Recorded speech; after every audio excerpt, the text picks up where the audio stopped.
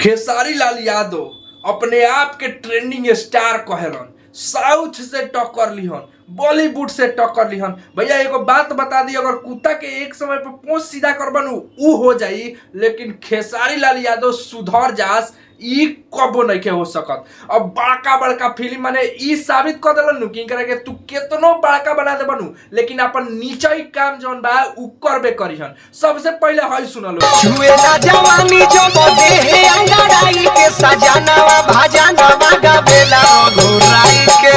अब हमरा खेसारी भैया के एगो गाना रिलीज भइल बा, ऊ सुनलो।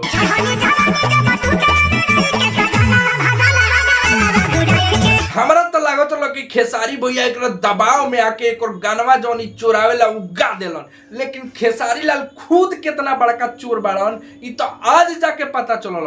अब बताओ, आज से 3 साल पहले जौन गाना प्रदुमन परदेसी गइले बाड़न ओ गाना के उठा के फिर से खेसारी भैया गा देलन। वाह खेसारी भैया वाह, का भोजपुरी के तू नाम करता रह आ का भोजपुरी के तू बड़का ट्रेंडिंग स्टार बड़ा। हमरा तो शर्म आता, अरे मर्दे तारा अपना आप के बड़का स्टार कहे में तारा खुद के शर्म आवे के चाहिए। आके माइक पर कुछ बक के चल जाला कि हम ये है वो है। प्यार तारा के तब माने हम का कही, तहार तो आरती उतारे के चाहिए प्यार का। हमनी के तारा के प्यार थोड़ी, तहार आरती उतारे के चाहिए। अरे बाई तू पुरनका जितना लोग बावे उनकर लोग के दिल तू बड़े जे आज तक ले भोजपुरी बनाइलस, जे भोजपुरी के लेवल तक ले गइल बा, उनकर तू मन गदगद करता रह मर्दे। भोजपुरी के तू बहुत नाम रोशन करता रह। तारा के तो हमनी के आरती उतारे के चाहिए। रखले बड़न चमचा कुछ यूट्यूबर सन के एकनी के आवत रसन का कहत रसन कि 3 साल पहले प्रदुमन परदेसी गाना गइले रहलन तो ओकरा के कुत्तो ना पूछत रहे। अब धुरंधर भैया हमार मतलब उनकर हमार धुरंधर भैया उठा के गा देले बड़न तो अब लोग सुनता।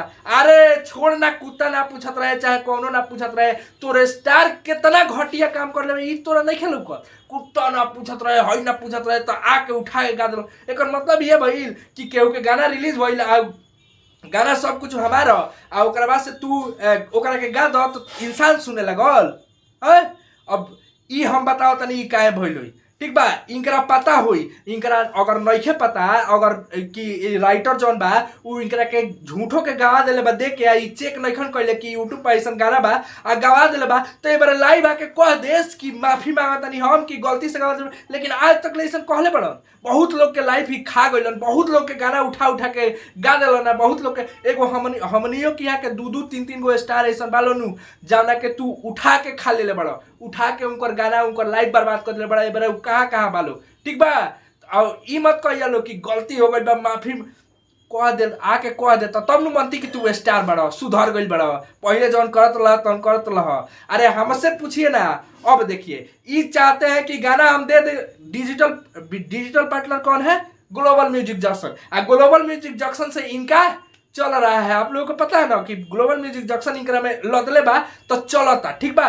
तो ये चाहतरन कि गानवा हम चोरा के लियाई आ ग्लोबल म्यूजिक जंक्शन से लड़ाई करवाई आ अपन वही में बाझल रही आ वही में बजले विवाद में रही आ जैसे हमार 2025 खत्म हो न भैया लगातार ले हेंगा गाना छीटेम ये न सोच के तू मर्दे दूसरा कोनो के गाना उठा के गावत रहू कि विवाद मन रहू। हम बानी तबले रहल रही। आज ए बार पहले केहू ना जानत कि तार गाना आइल बा, ठीक बा, लेकिन करवा देला विवाद। जान गए लोग कि गाना आइल बा, खेसारी लाल यादव के गाना आइल बा खेसारी म्यूजिक वर्ल्ड से, तो इहे नु चाहता रह तू कि विवाद होखो। आ लोगवा जितना बा सब केहू के बोका तू समझता रह, सब लोग बोका बस, केहू के कुछ ना अथी होला। तू जौन कहबा जौन परोसबा तौन लोग मान ली, इहे न बात समझता रह मर्दे। तू अपना आप के बड़का स्टार कहला तारा। तो अब हम का कही, हम कहत परेशान हो गइल बानी। आज कितना दिन से तू गाना चोरा के ये भोजपुरी के लेवल तू बनैले बड़ा। वाह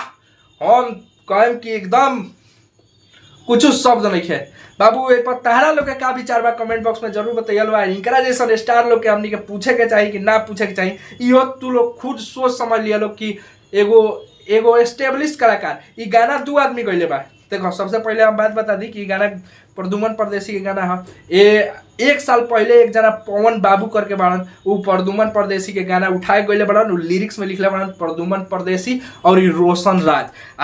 आज 1 साल बाद हमार धुरंधर भैया उठा के गा के एकदम सीना चौड़ा क के चलत रहन, यूट्यूबर से बकवात रहन कि बाबू गाना तुम्हारा कोई नहीं पूछ रहा था इसलिए हम उठा के गा दिए। वाह, बहुत बढ़िया। इहे तू स्टार बड़ा आ इहे तार स्टारडम बा। हम कहतनी इहे तार सबसे, अब हम ज्यादा कुछ ना कहें, यूट्यूब के गाइडलाइन बा, ठीक बा। बाकी तारा लोग के पक्का विचार बा कमेंट बॉक्स में जरूर बताइए। वीडियो के ज्यादा से ज्यादा शेयर कर लो, लाइक कर लो।